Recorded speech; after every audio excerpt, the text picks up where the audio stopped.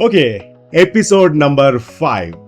HS code. എന്താണ് HS code? നമ്മൾ import എക്സ്പോർട്ടിലേക്ക് വരുമ്പോൾ നമ്മൾ സ്ഥിരം കേൾക്കുന്ന ഒരു പേരാണ് HS കോഡ്. ഇത് HS കോഡ് എങ്ങനെയാണ് വർക്ക് ചെയ്യുന്നത്, എന്താണ് ഇതിൻ്റെ ഉപയോഗം, അതാണ് നമ്മുടെ ഈ ഒരു എപ്പിസോഡ്. അപ്പോൾ ഇതിന് മുമ്പ് ഞാനൊരു കാര്യം പറയട്ടെ. നിങ്ങൾ ഈ വീഡിയോ കാണുമ്പോൾ നിങ്ങൾക്ക് ഇതിനെക്കുറിച്ച് എന്തെങ്കിലും അഭിപ്രായം ഉണ്ടെങ്കിൽ അതൊന്ന് കമൻറ്റ് ബോക്സിൽ ഇടുക, അല്ലെങ്കിൽ നിങ്ങൾക്ക് എന്തെങ്കിലും സംശയങ്ങളുണ്ടെങ്കിൽ അതും ഒന്ന് കമൻറ്റ് ബോക്സിൽ ഇടുക. സോ സ്വാഭാവികമായിട്ടും അടുത്ത എപ്പിസോഡുകൾ ചെയ്യുവാനുള്ള ഒരു എനർജി ഇതിൽ നിന്ന് നമുക്ക് കിട്ടും. Okay, ready?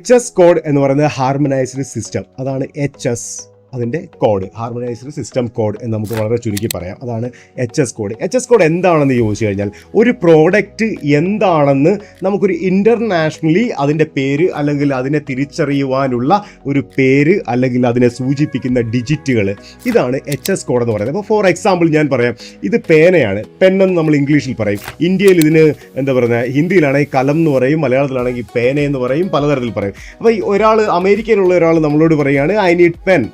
അപ്പം നമ്മളിവിടെ പറയും ഞങ്ങളുടെ കയ്യിൽ പെന്നില്ല, ഞങ്ങളുടെ കയ്യിൽ പേനയാണുള്ളത്.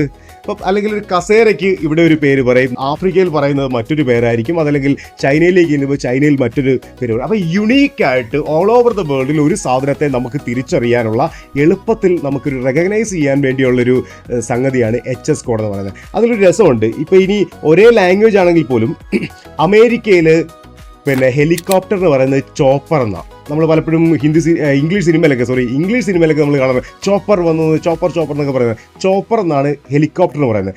അതേ സാധനം ബ്രിട്ടീഷ് ഇംഗ്ലീഷിലേക്ക് വരും, നമ്മൾ ഹെലികോപ്റ്റർ എന്ന് പറയും. അപ്പം ഒരേ സാധനത്തിന് പലയിടത്തും പല പേരുകളുണ്ട്. അപ്പോൾ അങ്ങനെ ഇൻ്റർനാഷണലിലേക്ക് വരുമ്പോൾ അങ്ങോട്ടും ഇങ്ങോട്ടും പറഞ്ഞ സാധനം, നിങ്ങൾ പറഞ്ഞ ഇതാണ്, ഞങ്ങളുടെ നാട്ടിൽ ഇതേ വേറൊരു സാധനമാണ് എന്ന് പറയുന്ന ഒരു കൺഫ്യൂഷൻ ഉണ്ടാകാതിരിക്കാൻ വേണ്ടി ഇമ്പോർട്ട് എക്സ്പോർട്ടിനെ വളരെ ഈസി ആക്കാൻ വേണ്ടിയുള്ളൊരു സംഗതിയാണ് HS കോഡ്. ഒരു ചെറിയ ഉദാഹരണം കൂടെ പറയാം. നമ്മുടെ നാട്ടിൽ നാരങ്ങയ്ക്ക് നാരങ്ങ എന്ന് പറയും.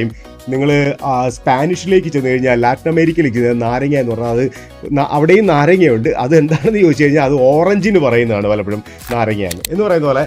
ഇങ്ങനെ കൺഫ്യൂഷനുകൾ ഉണ്ടാക്കാതിരിക്കാൻ വേണ്ടിയാണ് ഒരു 8 ഡിജിറ്റുള്ള, ഇന്ത്യയുടെ ഇതനുസരിച്ചാണെങ്കിൽ 8 ഡിജിറ്റുള്ള ഒരു സംഗതിയാണ് HS കോഡ് എന്ന് പറയുന്നത്. ചില സാഹചര്യങ്ങളിൽ ചില സ്ഥലങ്ങളിലൊക്കെ 10 ഡിജിറ്റ് വരെല്ലാം ഉണ്ട്. പക്ഷേ നമ്മൾ ഇന്ത്യയിൽ നിന്ന് എക്സ്പോർട്ട് ഇമ്പോർട്ട് ചെയ്യുന്ന ഒരാൾ നിലയിൽ ഇന്ത്യയുടെ ഒരു ഇതാണ് അനുസരിച്ച് നമുക്ക് 8 ഡിജിറ്റാണ് വരുന്നത്. 8 ഡിജിറ്റുള്ള ഒരു HS കോഡാണ് നമുക്കുള്ളത്.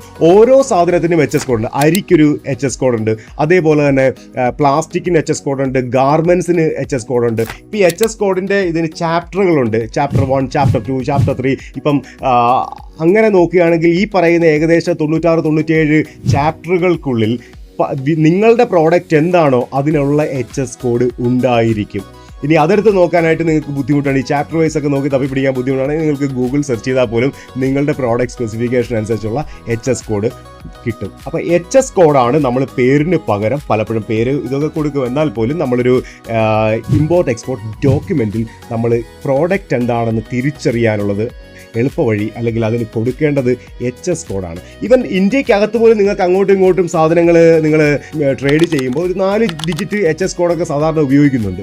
അപ്പോൾ അത് പലപ്പോഴും പുതിയ അറിവായിരിക്കും. എന്നാലും HS കോഡ് എന്ന് പറയുന്നത് ഇതാണ്. അപ്പം നിങ്ങളൊന്ന് ആലോചിച്ചാൽ, നിങ്ങൾ എന്ത് സാധനമാണ് നിങ്ങൾ എക്സ്പോർട്ട് ചെയ്യാൻ ഉദ്ദേശിക്കുന്നത്, നിങ്ങളുടെ മനസ്സിൽ എന്തെങ്കിലുമൊക്കെ കാണുമല്ലോ, അത് എന്താണ് അതിൻ്റെ HS കോഡ് ഒന്ന് സെർച്ച് ചെയ്ത് നോക്കുക. നമുക്ക് ഈ ഒരു പഠനത്തിനിടയ്ക്ക് കുറച്ച് എക്സർസൈസ് കൂടെ ഒക്കെ ആകാം. അപ്പോൾ ഒന്ന് ഗൂഗിളിൽ ഒന്ന് സെർച്ച് ചെയ്ത് നോക്കുക, എന്താണ് നിങ്ങളുടെ ഉദ്ദേശിക്കുന്ന സാധനത്തിൻ്റെ HS കോഡ് എന്താണ്.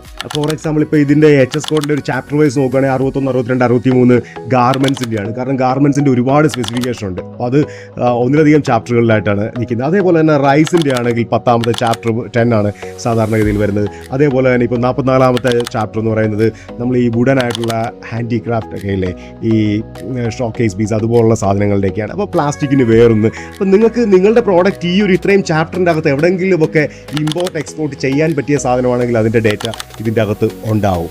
അപ്പോൾ അതിനെ ഓർത്ത് നമ്മൾ ടെൻഷൻ അടിക്കേണ്ട ആവശ്യമില്ല. ഇനി അതിന് നിങ്ങൾക്ക് പറ്റിയില്ലെങ്കിൽ ഒരു CHA, നിങ്ങളുടെ പ്രോഡക്റ്റ് എന്താണെന്ന് പറഞ്ഞു കഴിഞ്ഞാൽ ഒരു CHA, അതായത് നമ്മുടെ ഷിപ്പിങ്ങുമായി ബന്ധപ്പെട്ട കസ്റ്റംസ് ഹൗസ് ക്ലിയറൻസ് ചെയ്യുന്ന ഏജന്റ് നിങ്ങളുടെ HS കോഡ് ഏതാണെന്ന് പറഞ്ഞു തരും. അപ്പോൾ അതോർത്ത് ടെൻഷൻ അടിക്കേണ്ട ആവശ്യമില്ല. ഇതാണ് HS കോഡ് എന്ന് പറയുന്നത്. നമ്മൾ ഈ ഒരു ബിസിനസ്സിൽ ഏറ്റവും മെയിൻ ആയിട്ട് നമ്മൾ മനസ്സിലാക്കിയിരിക്കേണ്ട, നമുക്കിത് തുടർന്ന് എപ്പോഴും ആവശ്യം വരുന്ന ഒരു സംഗതിയാണ്. പലപ്പോഴും ഒരു പ്രോഡക്റ്റ് ഇങ്ങോട്ട് നമ്മളോട് ആരെങ്കിലും ചോദിക്കുമ്പോൾ അതിൻ്റെ HS കോഡായിരിക്കും അവർ പറയുന്നത്. അപ്പോൾ നമുക്ക് തിരിച്ചറിയാൻ പറ്റണം HS കോഡ് ഇതാണെന്നുള്ളത്.